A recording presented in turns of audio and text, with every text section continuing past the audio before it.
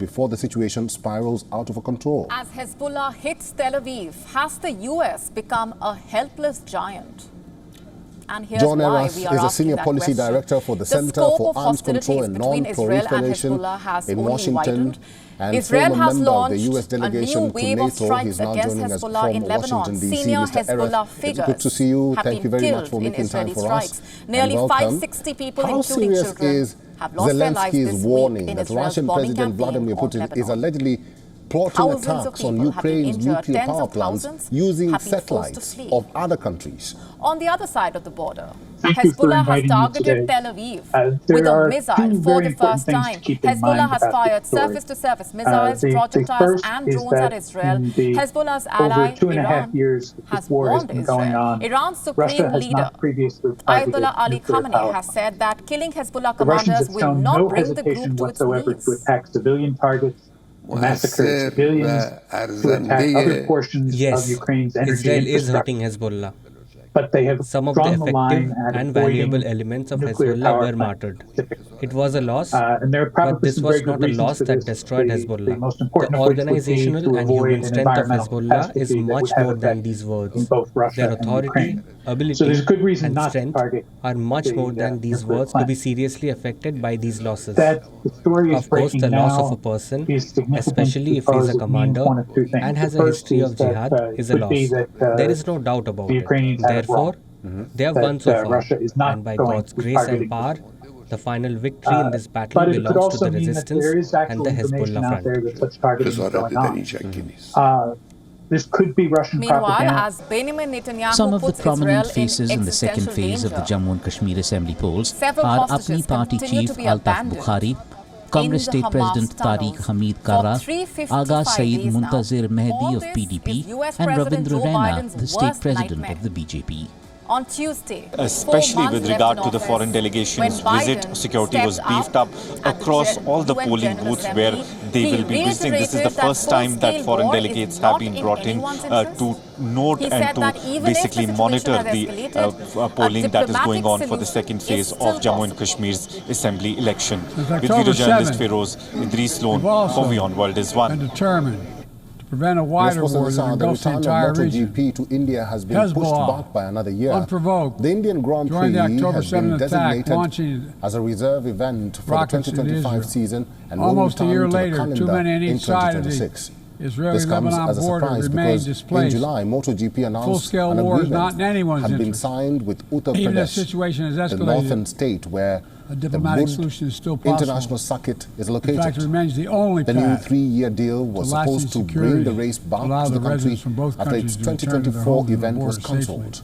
Races were expected to take place in each of the next 3 seasons, but this has now changed. American officials In an are official working statement, overtime to MotoGP promoter restrain Dorna Israel, their key said, regional and I quote, ally. At the operational same time, the US is circumstances have seeking a obliged the diplomatic event to be outcome. delayed from its initial slot. It's a time of the start of the 2025 high tension, with no available risk of escalation in the region is acute, and I know that we are all very much focused on that. The first ever MotoGP The best Indian Grand answer Prix took place is diplomacy, international and our coordinated efforts are vital to preventing further escalation and to paving the path to greater peace and stability. The race was shortened Israel by 3 says laps its after actions are riders aimed requested at that race disarming the distances Lebanese group be so that adjusted Israeli due to the residents hot can return and to their humid homes in the conditions. north.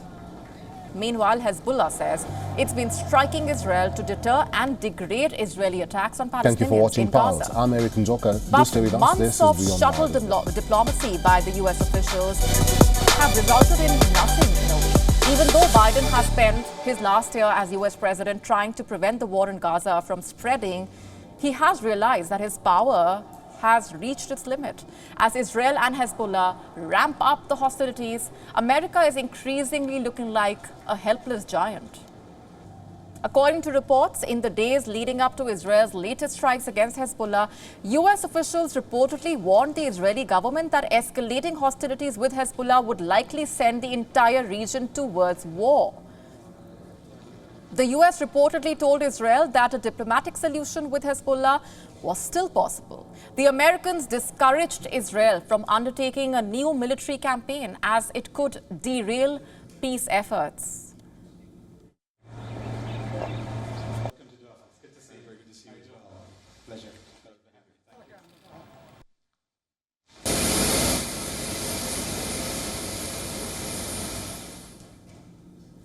But Israel went ahead anyway. And this marks the first time in almost a year that the US and Israel have so starkly disagreed on something. To us, this raises a very important question. Is Biden's plan for a diplomatic solution to end the conflict along Israel's northern border even attainable?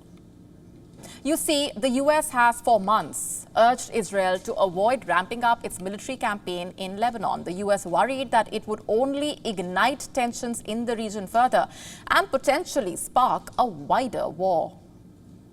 And in the past few months, Washington even passed that message to Netanyahu's team through various diplomatic channels, through phone calls, through meetings in Washington and Israel. Israel had largely agreed with the US proposed diplomatic effort, but that was until late August, when the Gaza ceasefire talks stalled. And that is when Israel saw an opening.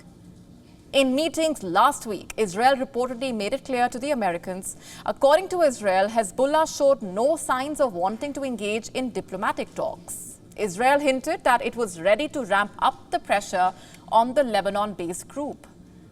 US officials say they were given no advance warning about the pager and walkie-talkie attacks against Hezbollah last week.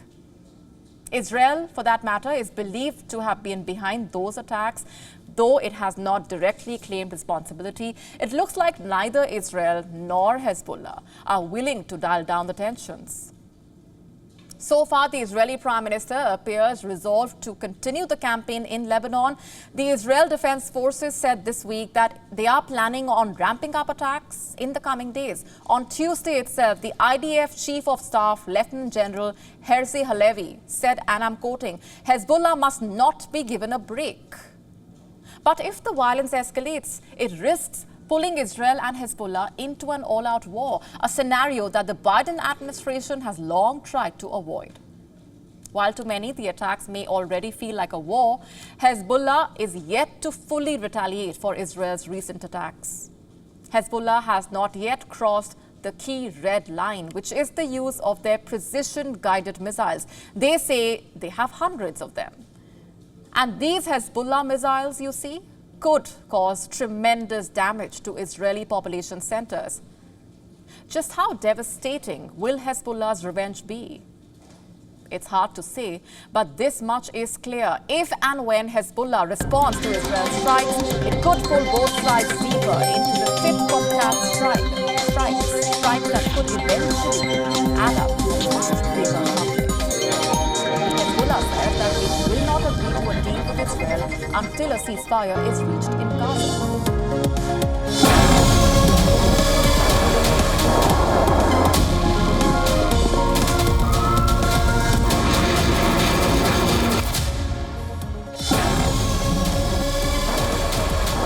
Welcome back.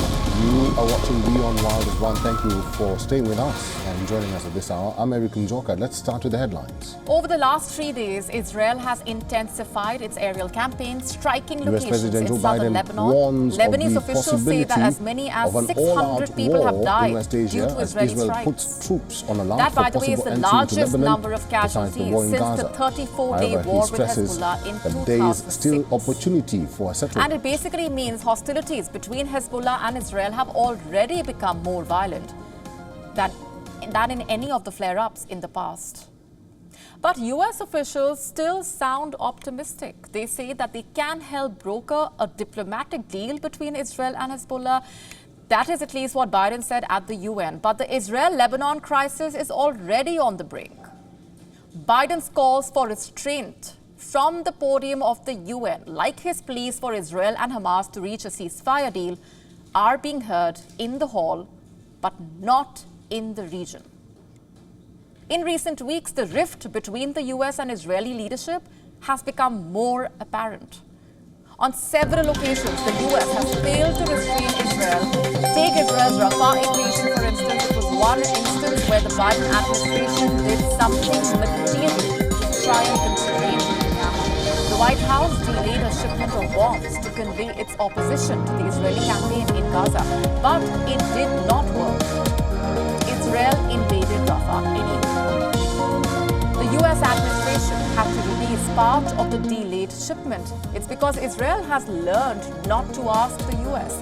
Before the exploding pager and walkie-talkie operation in Lebanon, the Israeli Defense Minister Yoav Gallant told his American counterpart about an imminent operation without divulging details. Then again, Israel did not notify the Americans at all about their decision to begin bombing Beirut on September 20th. Time and again, Israel has done the opposite of what the U.S. has advised. And what's more, despite the crisis of the last week, no call between Biden and Netanyahu was announced. In fact, recently, the U.S. Secretary of State Antony Blinken made his 10th trip to the region since the Gaza war started. 10th. But for the first time, Blinken did not visit Israel. No wonder then questions are being raised on Washington's apparent inability to use its influence on Netanyahu. The U.S. has failed to broker a Gaza ceasefire deal. Can Washington prevent an all-out Israel-Hezbollah war? With only 4 months left in office, can Biden achieve a breakthrough? Biden is in New York this week, where he is expected to huddle with other leaders to try and bring about a ceasefire and hostage deal in Gaza. Reports say that behind the scenes, hectic discussions are underway. The U.S. is reportedly presenting allies with potential plans to end the conflict between Israel and Hezbollah. Will it work is the question. Can the U.S. end the conflict from turning into a full-fledged war? We will have to wait and watch for that answer. To stay up to speed with the latest news, download the WION app and subscribe to our YouTube channel.